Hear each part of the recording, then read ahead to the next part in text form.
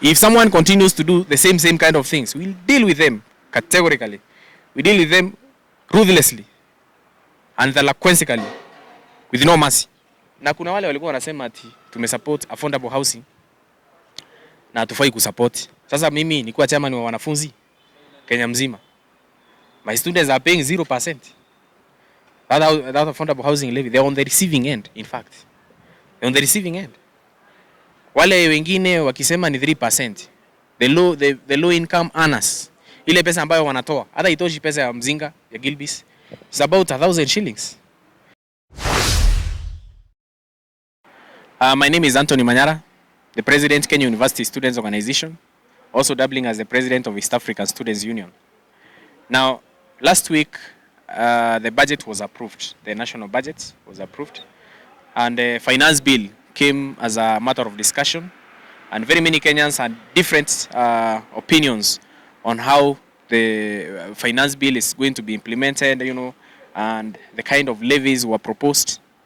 But most importantly, very many people were asking questions. Why is the President of Kenya University Students Organization supporting the same bill, yet the opposition, because students clearly have always been regarded as part and parcel of the opposition, why were we supporting the bill? Now, it's very simple. For a very long time, we have been fighting for many issues. Sometimes we fight for food. Other times we fight for clothes. Other times we even fight for the sake of fighting. Now, we took a stand, which was very categorical, that we are going to use our brains when we are addressing certain issues.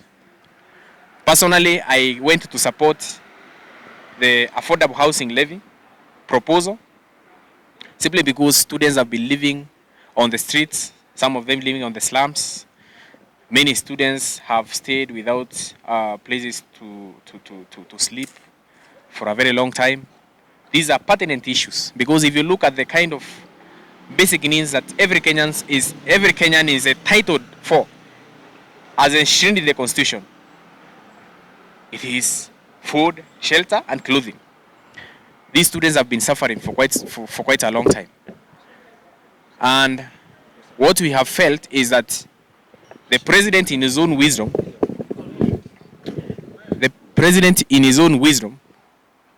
needs to, what we were fighting for as Kenya University Students Organization is the president needs to incorporate affordable accommodation for students in the national housing plan so that all these students can be able to be also factored in this plan.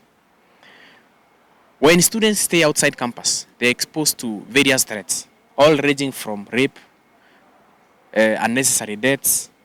And who do other students come for when a student is killed or rather raped? It is me as the president saying that we need to hold these offices accountable, all ranging from DCI, Inspector General, raising questions. But these are things which can be avoided. Now, when we look at the external players, that is private developers, they have really increased rent outside the campuses. How many students are being housed in our universities? Less than 27%. All these other students, they are staying outside university. They are staying outside institutions of higher learning.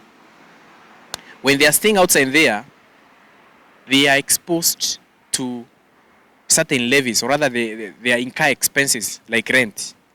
Now, some of these private developers, they charge as high as 20,000, 25,000 per semester for rent. Some of them even charge 20,000 per month. Where will those students get that money from? Some of them come from very humble backgrounds.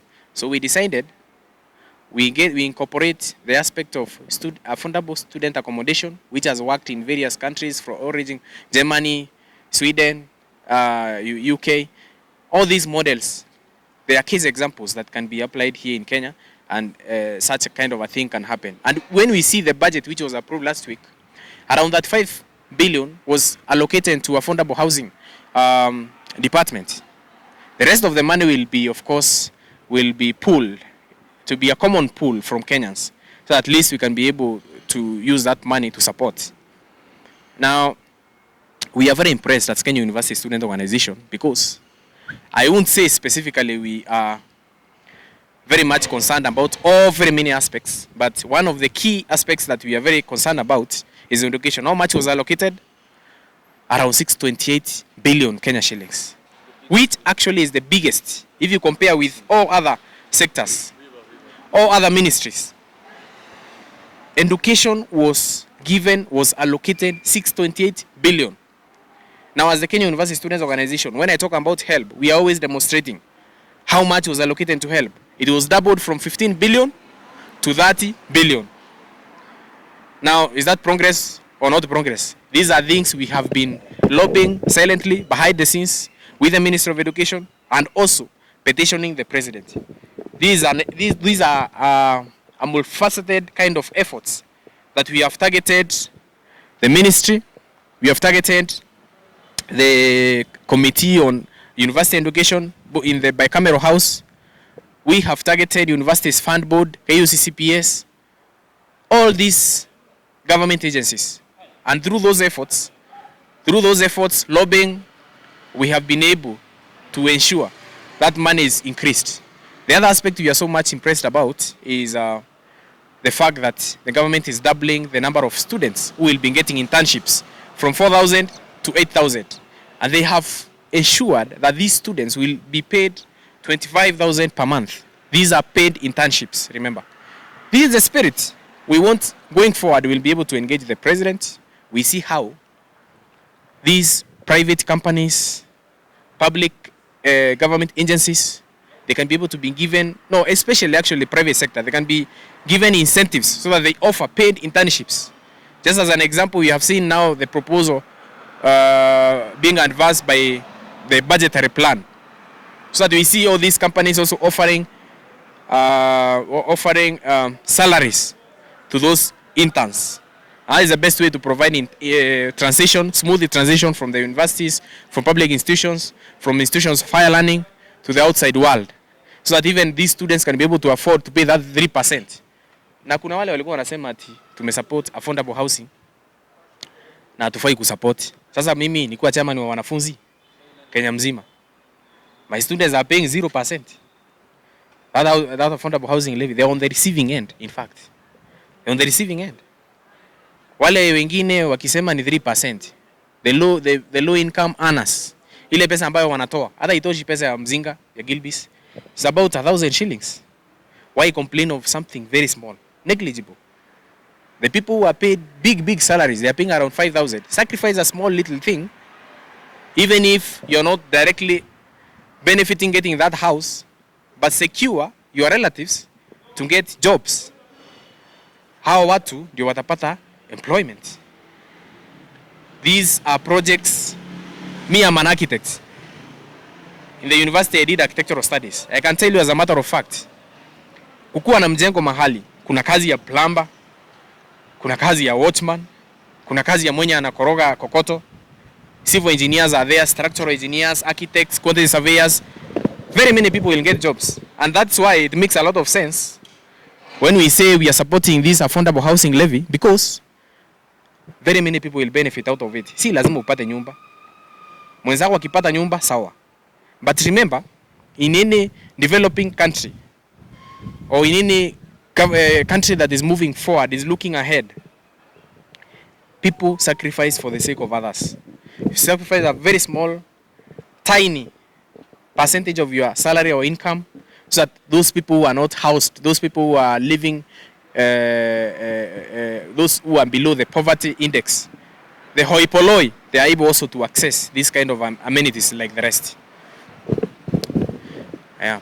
Next question. So, today we saw some form of picketing around the University of Nairobi or thereabout, and the people who are claiming to be KUSO. As the president of KUSO,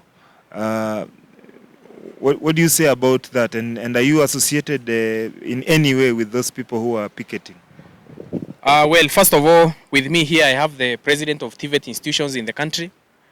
And I can tell you, as a matter of fact, I'm just outside University of Nairobi Towers. And a number of students, around 27 students, they were here trying to cause havoc, of course, to try to behave in a manner that exhibits delinquence and kind of thuggery. People look like they have never gone to any class. They tried to do some kind of demonstration here, and they were dispersed by the police. Mine is very simple, just to say that the Kenya University Students Organization is very organized. We have both a central and a devolved kind of government. And I have made it very clear, if you want to conduct any kind of meeting, whether you are supporting government policies or not, you have to consult me as the president, not unless I'm not in office. But as long as I'm in office, if you're planning any meeting anywhere in this country, and it is a meeting which is addressing national concerns, you need to consult and you need to seek approval. Otherwise, whatever repercussions will be there, we will not side with you. We will not really advocate for your interests. These students came here to oppose a finance bill which is already passed. That is stupidity. How can you oppose something which is already approved by the National Assembly? It is not possible. If you wanted to approve in a sane way, you're supposed to go to court. You're supposed to petition to the National Assembly. You're supposed to petition the Senate. But mambo ya kukuja hapa university kupiga kelele, to cause controversy. I'm telling you as a matter of fact, I will act in a very ruthless manner. Very ruthless. What we need to do is decorum. Ukipanga mambo, unakuja tunagauge, tunaona kama ni kweli inasaidia wanafunzi. Kama haisaidii, then we abort the mission. But as I've said, it is very important. It's very important to advocate for the interests of students in a sane manner. Now, I think I've heard a number of people claiming that the KUSO is divided. Maybe they have a few mushrooming organizations. I want to say categorically that is false. That is extremely false. KUSO is only one, just one. Very many attempts have been done by overambitious comrades, of which it's acceptable in a democratic country. But it is a 21st attempt. Mtu anakuja anajaribu kufanya vitu zake.